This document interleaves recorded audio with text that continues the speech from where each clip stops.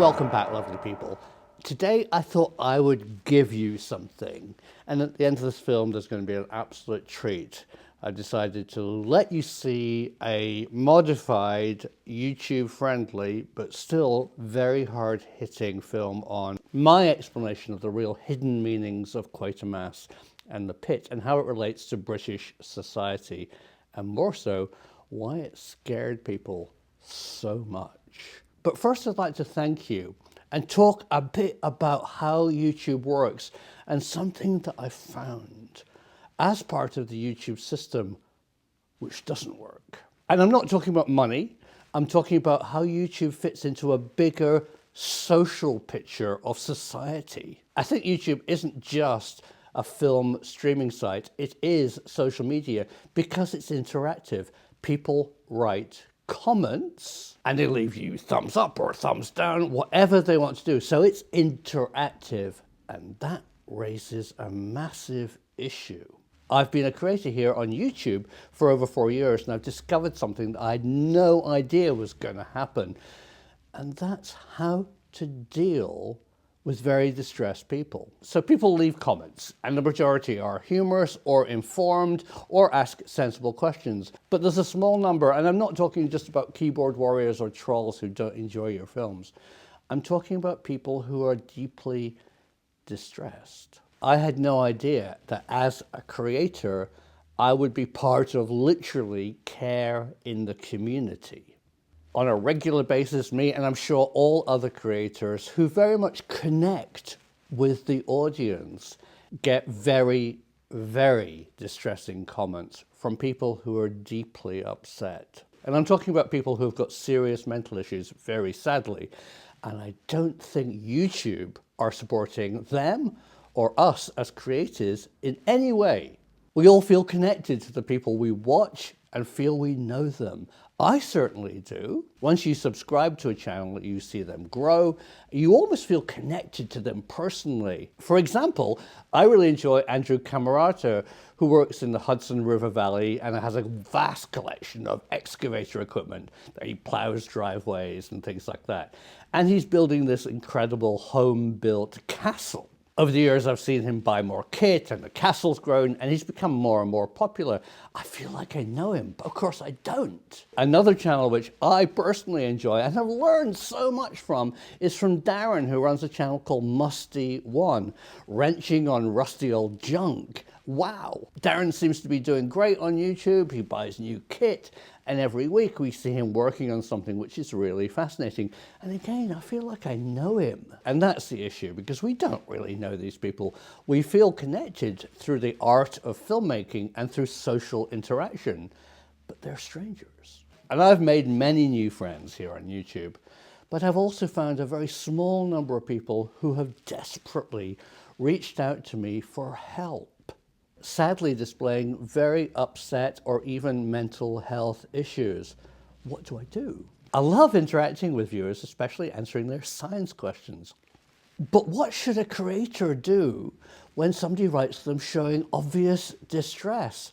Well, I reached out to YouTube, a Google company, and to their creator support, and they were no help. So let me explain. When you become slightly more established as a channel, you get creator support and you can ask them difficult questions. Now you have to remember, us creators who've been on YouTube for many years know pretty well all the answers about community guidelines, about ad policy, and about how you get paid. So if you contact creator support, this very inside piece of knowledge, you expect a good answer. And guess what? You don't get one. Basically, creator support seems to be, on the surface, just sending you as a creator the answers to frequently asked questions, which is no damn good. I'm sorry, creator support, I'm sure you try your best, but I don't think you really have the blessing of YouTube or Google to deep dive into creators' problems. So I reached out to creator support to see what YouTube's policy was in how to deal with deeply distressed comments. And they just sent me a stock answer, delete them. Well, that doesn't answer the issue. I believe, as a human, that we need to have a better support network for that very, very tiny number of people who show serious distress in the things that they say. And just to reiterate, I'm not talking about keyboard warriors or trolls who just want to make comments about my personal appearance and how I look like Adam Savage, which I'm not.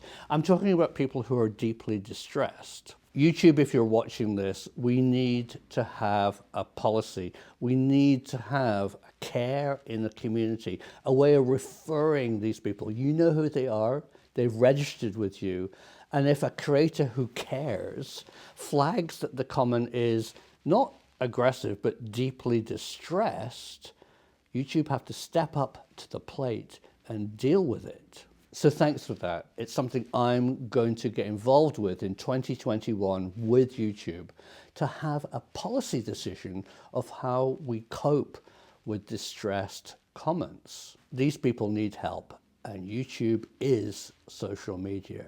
Right, enough of that, and now for a special treat.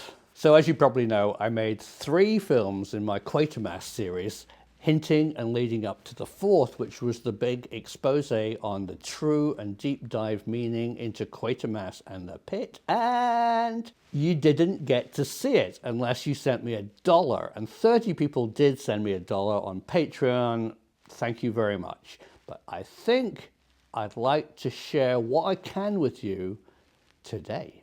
The original unedited version is still available on Patreon. It's totally up to you if you want to see it, but through careful editing. So let me explain what went wrong. YouTube is owned by Google. Google is an American company, and they really do believe in freedom of speech to a point. And I think I went over a line with my film. It was blocked worldwide. Nobody could see it. Now that's very unusual. Let me explain. My original edit of the Quatermass film did have 2 copyright elements in it.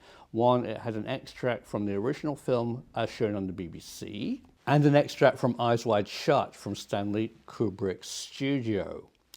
Both filed copyright claims. That's normal, but I do think they were covered by fair use because I was making a comment about them rather than just showing them, and that's normally okay. But in this case, it was blocked. What normally happens when you violate somebody's copyright is they make a claim and they get to monetize, if there is any monetization, of your film, but the film is still visible.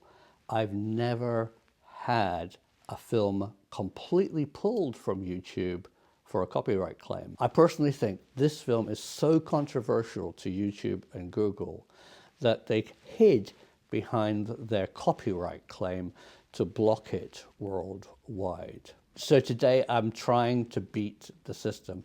I've carefully re-edited the film, calling their bluff. The film is still very controversial and critical of the upper echelons of British society, but I've taken out the copyright stuff, so hopefully you can see this. So as a treat today, here is a very slightly watered down, but pretty well leaving the central argument intact version of my film discussing the real meaning behind Nigel Kneale's film Quatermass and the Pit, which is still regarded as the most terrifying thing ever made on television.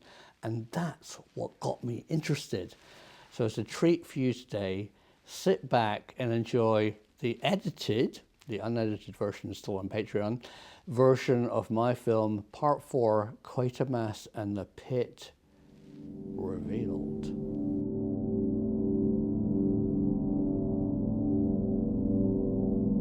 Today I will answer the question why Quatermass and the Pit was so scary. And some of the things I'm going to discuss today, in the words of the BBC, are unsuitable for children or those with a nervous disposition.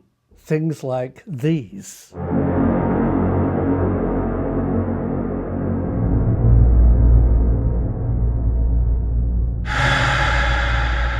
You can't overestimate how important the author Nigel Kneale is to the culture of Great Britain. Following the previously secret coronation of a new monarch in 1953, British television needed to keep an audience who had purchased their first TV happy. So the first film, The Quatermass Experiment, went out to the entire population of Britain. In 1955, the BBC had a rival, ITV, and they needed another blockbuster. So they turned to Nigel Kneale, who wrote Quatermass 2. As part of television drama department, Kneale went on to adapt a little-known long essay written by George Orwell called 1984. It was brilliant. In fact, it was so brilliant, Nigel Kneale was personally contacted by the Queen, thanking him for his work. By now, Nigel Kneale was a star and could do whatever he wanted. And he wrote, in my opinion, his best work, the film Quatermass and the Pit. Set in London, at Hobbs Lane, the site unleashed supernatural fears. Underground in a new excavation, they unearthed ancient secrets that contained our code of genetic inheritance, left on Earth by an ancient race, with the ability to control the minds of our population. Londoners go mad, destroying each other. Fear and panic in the streets.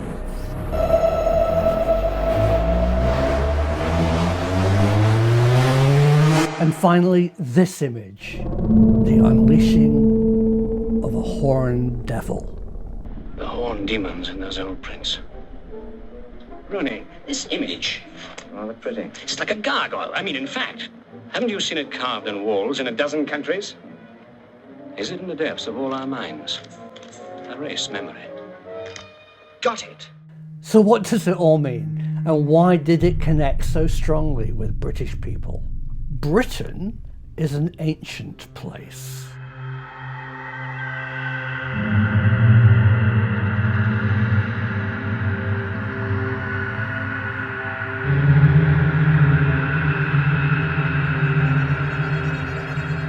It dates back long before the Angles and Saxons. It existed long before we called it England. For thousands of years, it was ruled by ancient religious leaders, shamans, who personally guarded their secrets and kept hidden knowledge to themselves. It was a struggle for Britain to accept the new religion of Christianity. Brits never really recognized the Vatican or the Pope. Henry VIII was not just rejecting Catholicism, he was preserving Britain's ancient religions. And those pagan values still exist today. Top British families practice and follow ancient beliefs.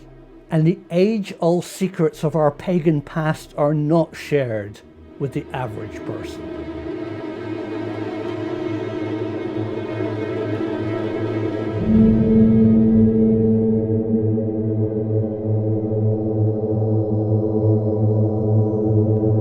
Germany did the same. They pretended they had a hidden pagan past to justify their Aryan fantasies.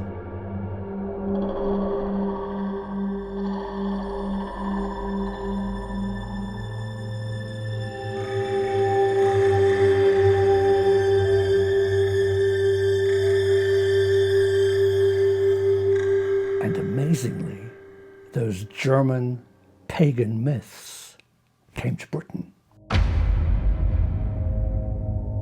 This is the Green Shirt movement, a little-known group that existed alongside the fascist black shirts of Oswald Mosley.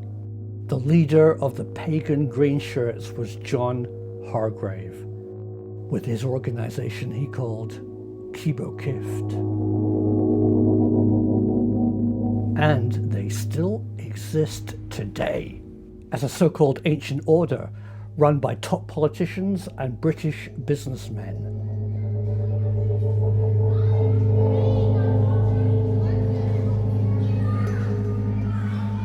As a bit of a giveaway, their generals all have pagan names. One of their most famous leaders had the ancient name Jack Straw. Today they go by the name Woodcraft folk, but they are the direct descendants of Hargrave and the wacky Germanic Kibo-Kift cult. And the British royal family also keeps secrets of pagan beliefs. And I know this because I've met British top families who are part of a hidden pagan belief network. And these secrets are not shared, but the average British family still have a deep race memory of our ancient times. And it's manifest today with our stubborn belief that Brexit is good for Britain. It was fueled by ancient feelings, a feeling of independent thinking, a feeling of ancient racial purity, with British beliefs stretching back hundreds of thousands of years. Britain, unlike the French, whose defining moment was their revolution, Brits still connect with their ancient ancestors. The Druids, the Celts, the Picts, the shamans who built Stonehenge and the Tors, the secret cup and ring marks, and our Celtic barrows. So, how is this all related to the film Quatermass and the Pit? Well, I believe that Nigel Kneale wanted to discuss the hidden pagan truth of our British ruling class. I've always wondered what Kneale really knew. Was he part of an inner sanctum of a British secret elite? Did he have the ear of our leaders who know the secret from our ancient past? It's hard to say, but Nigel Kneale's brilliant script definitely discusses these issues. And I have a humorous but revealing story that seems to connect Nigel Kneale with this elite. This is Lord Hailsham. Dressed in his ancient robes, he spotted Nigel Kneale in the Palace of Westminster. To get his attention, he shouted, "Kneale!" A group of American tourists who were visiting Westminster, hearing this robed figure shouting "Kneale," fell to their knees. What was Nigel Kneale's connection with the House of Lords? What was Nigel Kneale's connection to the Queen? What was Nigel Kneale's connection to an ancient pagan secret society? Who knows? But one thing I do know, that they think that they're genetically superior. And I know that those beliefs are still practiced by Britain's ruling class.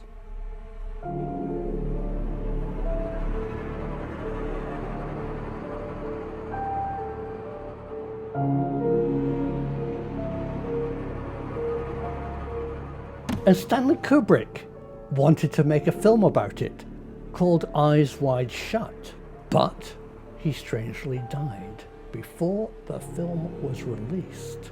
The studio version of Eyes Wide Shut you can see today is not a Stanley Kubrick film. And it's the only one of his films where there is not a director's cut. I personally have worked with Stanley Kubrick's cameraman, who told me he filmed for 4 years, and none of that material is in the film that was released.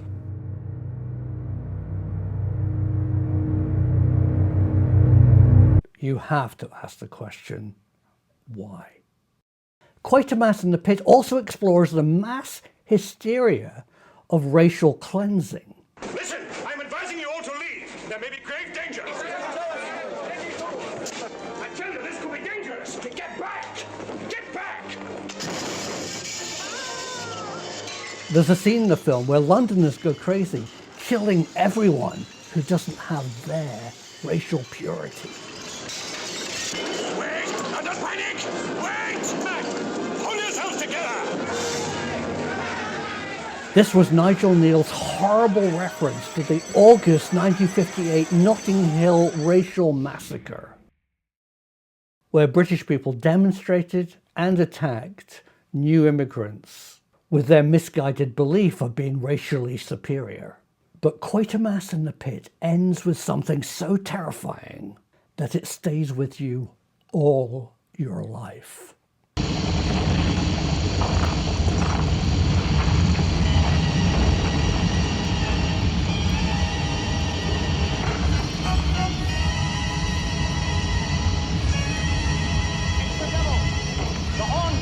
The ending of the film deeply resonates with a British audience. Nigel Neal unleashes a horned devil. This is the devil from ancient history.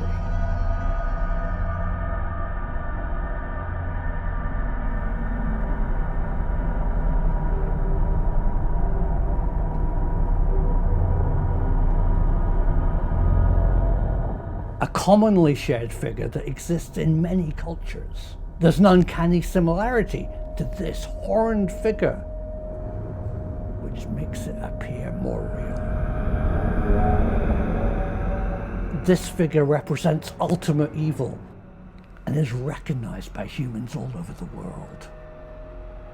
But this figure is also part of the ancient pagan beliefs of Britain. Nigel Neal cleverly touched a hidden nerve deep inside British viewers, reminding them of a terrifying hidden memory that is deep inside British culture.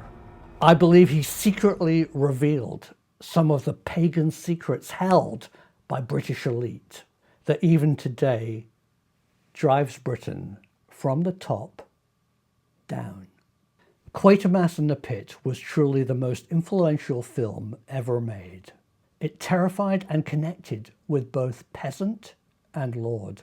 It secretly reveals Britain's pagan past, and it hints at a deep, dark secret that really controls life in Britain. Well, I hope you found that interesting, and I'd like to ask you to do me a big favor. First of all, if you liked it, give it a thumbs up and share it with your friends, because I think the message is very important. And secondly, this is very important to me.